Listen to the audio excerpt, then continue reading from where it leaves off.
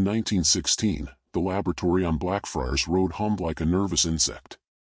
Its windows were tall and narrow, filmed with soot, and the brickwork still bore the damp smell of the Thames. Inside, wires ran like ivy along the walls, cloth-wrapped, carefully pinned, humming with the new confidence of electricity. Arthur Bell had installed most of them. He was 47, with a stiff back from years of ladders and a mustache that refused to lie flat no matter how much wax he used. His hands were permanently darkened at the creases, with copper and grease ground into the skin. Arthur had wired factories, theaters, and once a small seaside hotel that burned down a year later. Not his fault, he always said. This place, though, was different. A government research laboratory, quietly funded, quietly guarded, doing work that men in plain coats refused to describe. He didn't ask questions.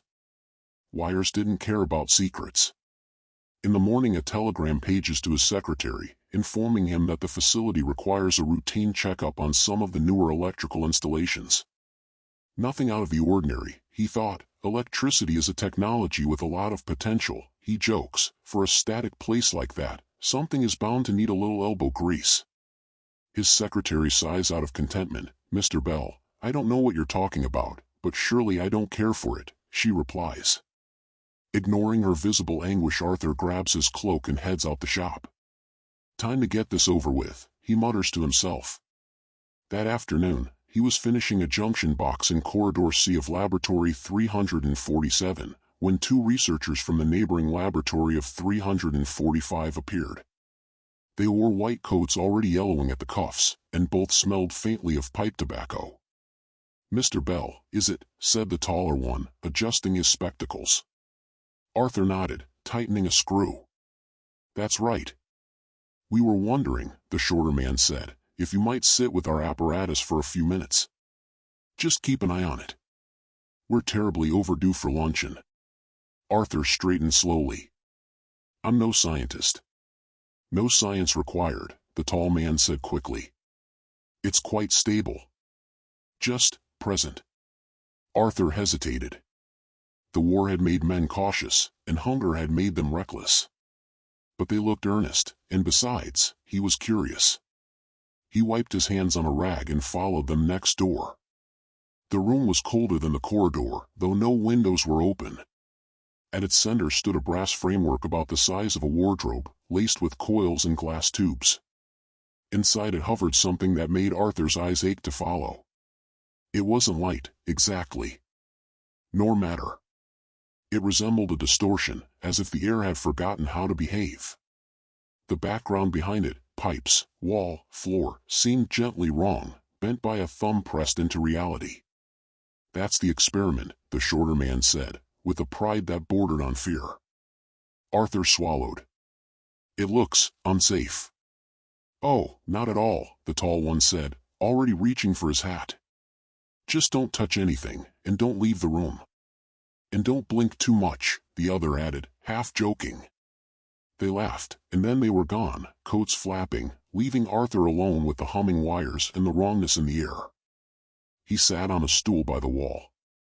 The apparatus thrummed softly, a sound like distant telegraph lines. Arthur watched the distortion, telling himself it was no stranger than the new electric lights that had once frightened his mother. Minutes passed. Or perhaps seconds.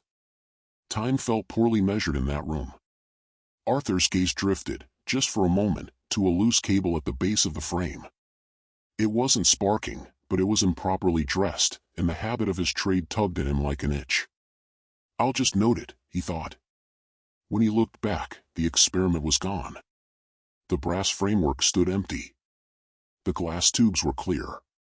The air was normal, blessedly, mercifully normal. Arthur stood so fast the stool clattered behind him. Hello, he called, absurdly. Nothing answered. He circled the apparatus, heart pounding. No scorch marks. No smell. Just absence, as clean as a removed tooth. Then the room changed. Not all at once. First, the sound altered. The hum deepened, stretched, as though the wires had grown longer inside the walls. The shadows leaned where they should not have leaned. Arthur felt pressure behind his eyes, like the onset of a storm. Something was still there. It wasn't in the frame. It was everywhere else. The space behind Arthur's left shoulder felt crowded. The corner near the ceiling felt heavy, watched. The floorboards beneath his boots vibrated with a pulse that did not match the machinery. Arthur backed toward the door. His hand passed through a place where the air resisted him, thick as syrup, and his fingers tingled as if struck by static. "No," he whispered. "No, no." The anomaly, there was no other word for it, did not move. It asserted. The room folded its attention around it. Arthur had the terrible certainty that if he stayed long enough, he would forget where he ended and it began. The door handle turned behind him. Suddenly the researchers burst in, laughing, then stopped. The shorter man's smile collapsed. "Oh," he said faintly. "Oh dear." Arthur rounded on them. "It's gone," he said. "And it's not gone." They stared into the room, eyes wide, instruments already forgotten. "It wasn't supposed to decouple," the tall man murmured. Arthur grabbed his sleeve. "Get it back. Or get me out." They did neither. Instead, the anomaly spread, not outward, but deeper. The walls seemed further away. The ceiling lifted like a held breath. Papers slid off a table and vanished before they hit the floor. One of the researchers called out, yet the sound distorted. Arthur did the only thing he knew how to do. He lunged for the main power switch and threw it. The lights died. The hum ceased. For one long, ringing second, everything was silent. Then the room snapped back into place like a released spring. Arthur collapsed to his knees, gasping. The air was air again. The walls were walls. The anomaly was contained, somehow, coiled tight within the framework like a thought forced back into the mind.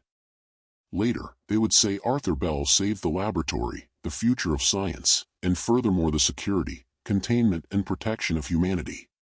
They shook his hand and escorted him out quietly to ensure he never worked in that research facility again. Arthur would never tell anyone what it felt like, standing beside something that didn't want to exist where it was, and didn't care what it broke to fix that. He went back to wiring ordinary buildings after that. He avoided laboratories. He avoided humming rooms. And sometimes, when a current ran oddly through a line, Arthur would pause, hand hovering in front of him mentally holding down a breaker switch, afraid that if he looked away at the wrong moment, something impossible might notice him again, this time without a smile.